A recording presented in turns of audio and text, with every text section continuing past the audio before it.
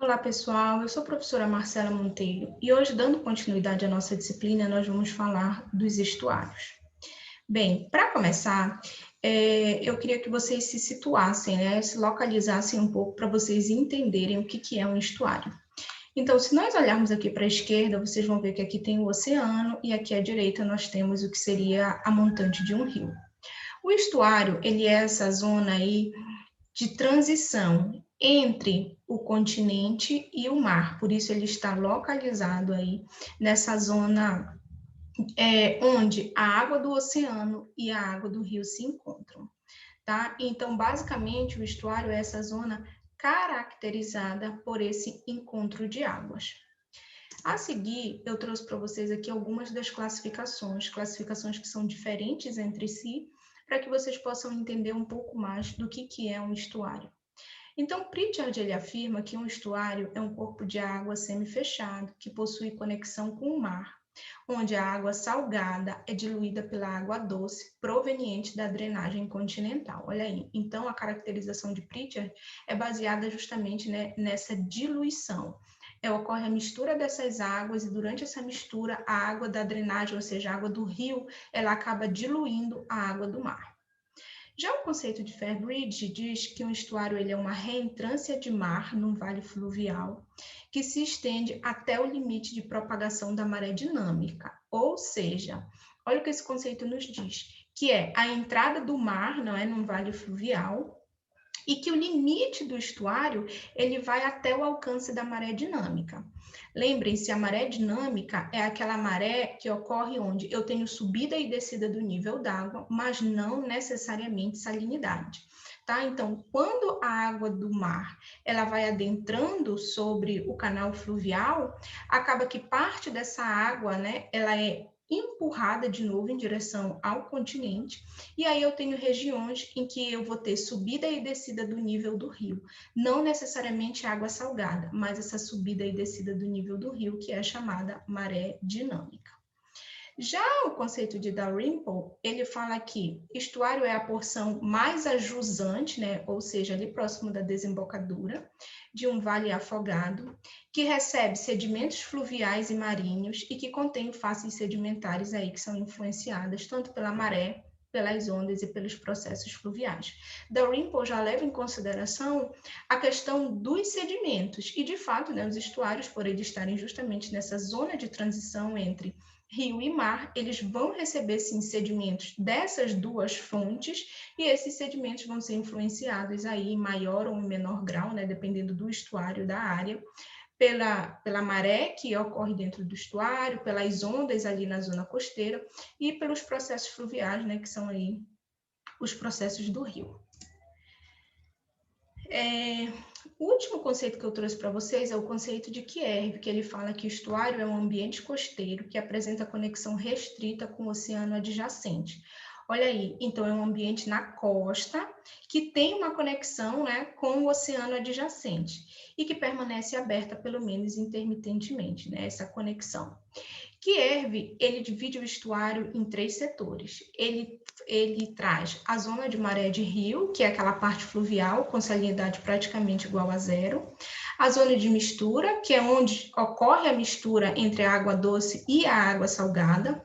E a zona costeira, que é aquela zona que se estende até a frente da pluma estuarina, que delimita a camada limite costeira. Vamos ver isso aqui numa figura. Então, aqui, de acordo com o Kierv, eu tenho a zona de maré de rio, que é essa parte aqui fluvial, né? Tem autores que chamam estuário superior. É a parte fluvial com salinidade próximo a zero, mas sujeito à influência da maré, ou seja, eu posso ter subida e descida da maré aqui. Mas essa parte, como ela está mais próximo da montante do rio, ela tem uma influência maior das águas da drenagem continental. Né? Essa parte aqui, que já seria a parte intermediária, é justamente onde ocorre a mistura de água doce com a água salgada. Né? Aqui é onde a água é misturada e acaba sendo diluída, a água do oceano é diluída. E por fim aqui, a gente tem a camada limite costeira, que vai desde a frente da pluma estuarina, a zona costeira, que vai desde a frente da pluma estuarina até a camada limite costeira. Lembrem-se, pluma estuarina, aquela pluma de sedimentos, né? A gente já falou disso em uma outra aula. É aquela pluma de sedimentos que é carreada aí pelo rio, né, em direção à zona costeira, tá? Então, essas aqui são as zonações que Kierve divide os estuários, tá? Alguns autores costumam chamar aí de uma maneira mais simplificada como estuário superior, a zona de maré de rio, estuário médio, a zona de mistura, e estuário inferior, a zona costeira. Coloquei aqui para vocês uma foto do Amazonas, né, que é considerado um estuário atípico. Então, nós temos o rio Amazonas, que tem aí um aporte da drenagem continental muito grande, vocês sabem, é um dos rios com o maior volume do mundo, então a quantidade de água que chega no oceano proveniente do Amazonas é muito grande. E o Amazonas, gente, ele é considerado um estuário atípico, porque por esse volume de água doce ser muito grande, essa mistura entre água doce e salgada durante determinados períodos do ano, ela ocorre principalmente no inverno, né? Ela ocorre aqui já na plataforma continental. Então, essa diluição ocorre não aqui dentro do canal, apesar de que, principalmente no período seco, né, isso também ocorre.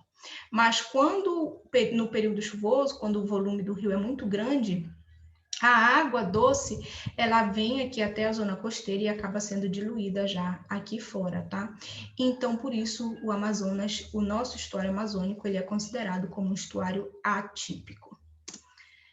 Bem, os estuários, eles ocorrem aí em praticamente todas as regiões do mundo, né, em diferentes tipos de clima, e eles abrangem aproximadamente 15% das regiões costeiras do planeta.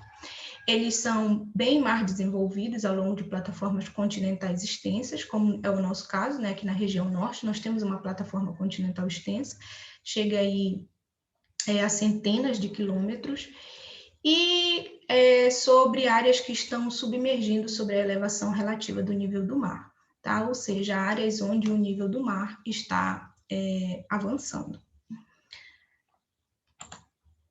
Os estuários, gente, eles são formados, tá, pela submergência do continente ou pela elevação do nível do mar. Então, imaginem só, para ter a formação de um estuário, o nível do mar, pode ser que o nível do mar ele aumente e aí esse mar começa a adentrar sobre o continente, ou pode ser também que o continente acabe sofrendo subsidência, e nessa subsidência aí, o nível do mar também consegue adentrar.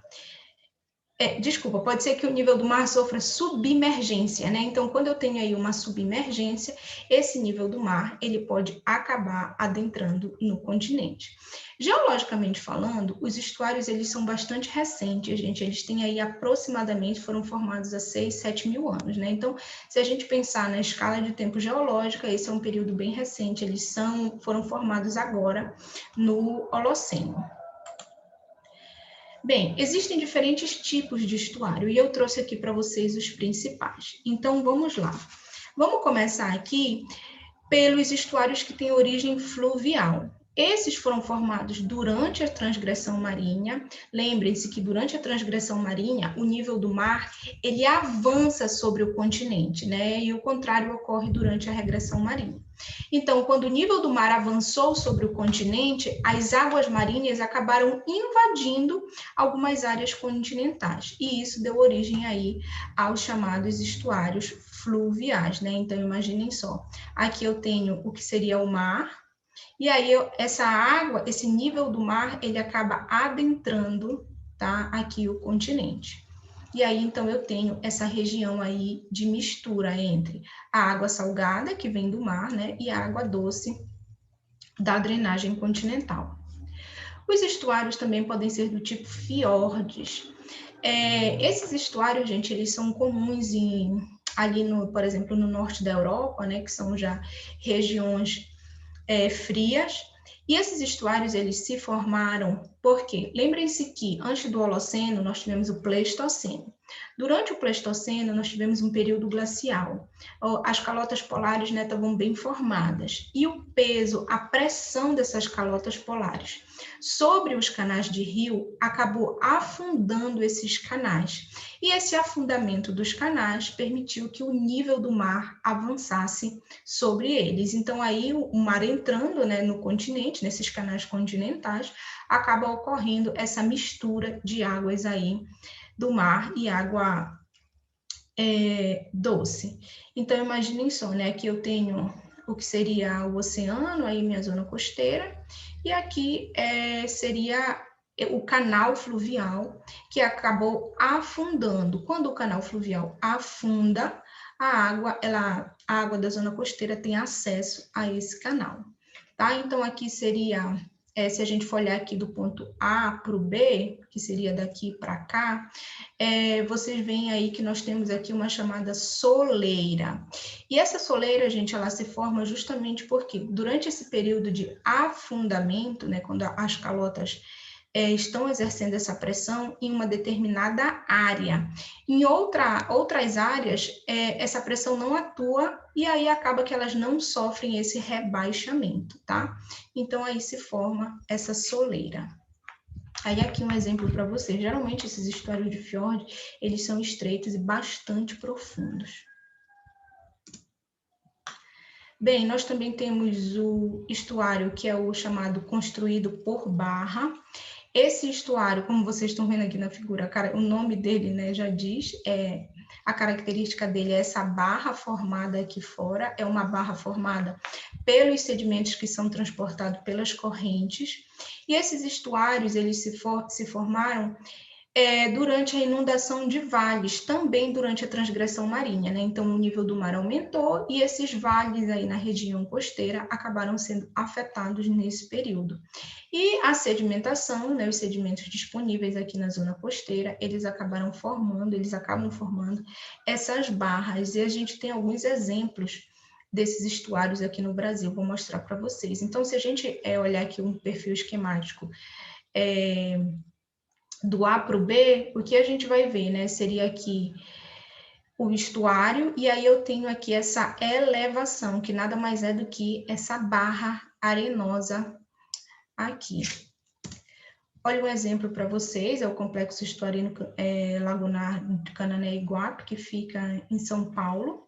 Então, aqui a gente pode ver a barra, né, bem formada, e aqui é o ponto, né, por onde a água do mar consegue penetrar aí dentro dos canais. E aqui outra foto para vocês entenderem. Então, aqui eu tenho o mar, aqui eu tenho a barra, né, e aqui eu tenho a zona estuarina, o complexo estuarino lagunar.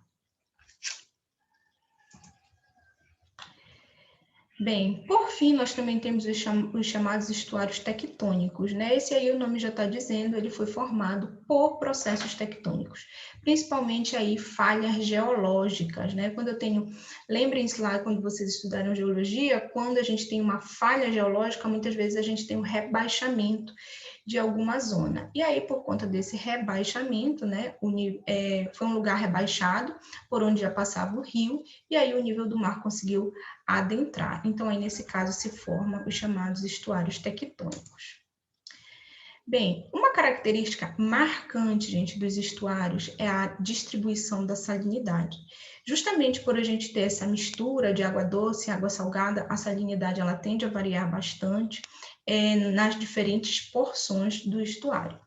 Então, vamos dar uma olhadinha aqui, e se a gente olhar aqui para a esquerda, para onde está o rio, o que a gente vai perceber? Eu tenho uma salinidade que vai aumentando, né, em direção ao oceano. Então, aqui, mais próximo do rio, a salinidade é menor.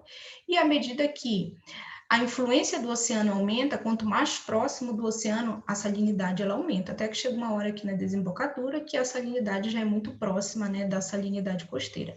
A salinidade média dos oceanos é em torno de 35, e é mais ou menos, né, em alguns estuários o que a gente consegue encontrar na desembocadura. Outra coisa que dá para a gente perceber, gente, aqui nessa distribuição horizontal da salinidade, é que essa distribuição ela vai ter um comportamento diferente dependendo da maré. Então, vamos ver aqui, durante a maré baixa, que é essa linha cheia, tá?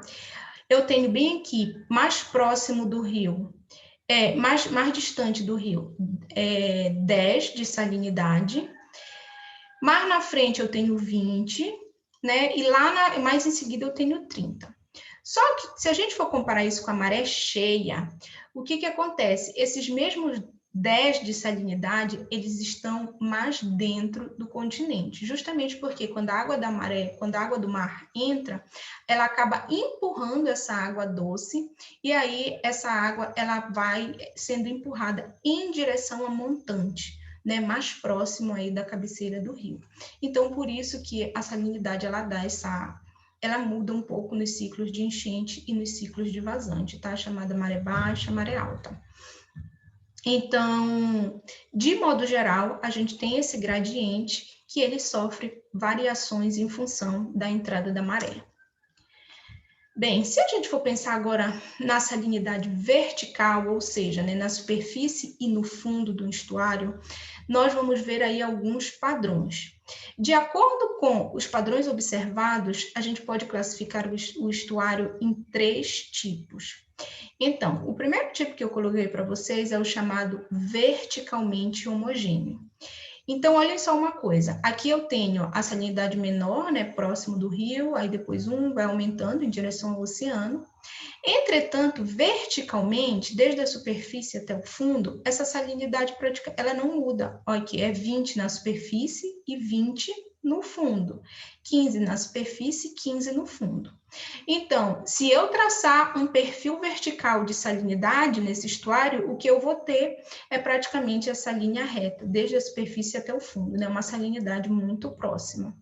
Esse comportamento verticalmente homogêneo, ele é comum em estuários rasos e estreitos, porque nesses ambientes, a mistura ela acaba sendo facilitada, né? Então a gente não tem aí separação de água doce e de água marinha. Elas acabam sendo bem misturadas. Geralmente também esse comportamento é observado quando a amplitude de maré ela é grande, e aí isso gera turbulência dentro do estuário, e essa turbulência que é responsável pela mistura dessas águas. Lembre-se que, de acordo com a amplitude de maré, os ambientes, inclusive os estuários, eles podem ser classificados em ambientes de micromaré, quando eu tenho uma altura de 0 a 2 metros, né, altura da maré. Ambientes de mesomaré, quando eu tenho uma altura de 2 a 4 metros. Ambientes de macromaré, quando eu tenho uma altura de 4 a 6 metros, e alguns autores, né, colocam aí hipermaré para alturas acima, tá, de 6 metros. Bem, outro tipo de estuário é o chamado parcialmente misturado, ou seja, ele não é tão misturado, né, ele é parcialmente. Então, o que acontece? Nesse tipo de estuário, quando a gente traça um perfil vertical, desde a superfície até o fundo, o que a gente vai perceber? Que a salinidade ela vai mudando. De modo geral, a salinidade ela tende a ser, nesses ambientes, um pouco menor na superfície e um pouco maior no fundo.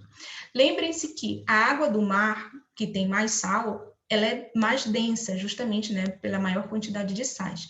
Pelo fato dela ser mais densa, quando ela vai entrar no canal estuarino, se não houver turbulência suficiente para misturar essas águas, ela vai adentrar pela zona mais profunda. A água do rio, por ser menos densa, ela acaba indo pela superfície, porque ela é menos densa. Então, isso vai fazer com que na superfície eu tenha uma salinidade ligeiramente menor e no fundo eu tenho uma salinidade ligeiramente maior, justamente porque eu estou falando de superfície, água de rio, e no fundo, água do mar, tá? Nesse caso aqui, a mistura ela não é 100% como no caso anterior que eu mostrei para vocês, né? Então, geralmente aqui, o que acontece? Eu vou ter aí essa estratificação moderada, ou seja, a gente pode dividir aqui em estratos, né? Não é homogêneo, a gente consegue ver 2 estratos. Esse comportamento, ele é típico, tá?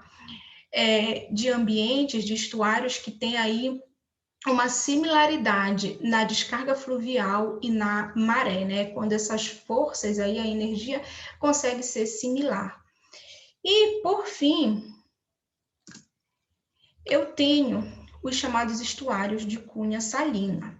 Os estuários de cunha salina, gente, eles já têm aqui essa cunha, como vocês estão vendo no gráfico. Eles têm essa diferença de salinidade bastante marcada. Então, o que acontece para que um estuário tenha essa estratificação marcada? Nesse caso, o que a gente tem? A água do rio indo pela camada superficial do estuário, a água do oceano entrando pela região mais profunda, e aqui no caso a turbulência ela é muito pequena, ela não consegue misturar essas águas. Existe uma mistura aqui, onde essas massas de água se encontram, e isso acaba elevando um pouco a salinidade aqui da superfície, e esse local aqui essa zona aqui é onde ocorre o chamado entranhamento, que é justamente essa mistura aí, esse ponto de encontro entre essas duas águas, tá? Mas, no geral, isso ocorre em ambientes de micromaré ou de grande descarga fluvial, né? Quando a descarga fluvial predomina. Por quê? O que causa a turbulência dentro do estuário é a água salgada, é a água da maré. Então, quando eu não tenho um aporte significativo de água do mar, acaba que não existe turbulência e, consequentemente, não tem mistura de massas de água, tá? Então, se for um ambiente estuarino dominado pela descarga fluvial ou por uma amplitude, por uma altura de maré muito pequena, como ambientes de micromaré, não existe turbulência suficiente dentro do canal estuarino para misturar essas águas. E aí, então, eu tenho essa forte estratificação, que é chamada aí de cunha salina. Bem, outra classificação dos estuários é quanto à entrada e saída de água doce. A entrada, na verdade, de água e a saída de água. Então, a gente tem os chamados estuários positivos, que são aqueles estuários onde a precipitação e a água que vem da drenagem continental, elas são maiores do que a água que sai por evaporação. Nós temos os chamados estuários inversos, alguns autores classificam como estuários negativos, que é justamente quando a água que sai por evaporação é maior, o volume, né, que sai de água por evaporação é maior do que o volume de água que entra por precipitação e pela drenagem do rio, e os estuários neutros, né, que é quando justamente existe aí um equilíbrio entre a água que entra e a água que sai. No caso aí, a evaporação ela está em equilíbrio com a precipitação e a água proveniente da drenagem. Nesse caso, são os estuários neutros. Bem, gente, essa aula vai terminar por aqui. Eu espero que vocês tenham entendido o assunto. Qualquer coisa, vocês podem me contactar. Um abraço.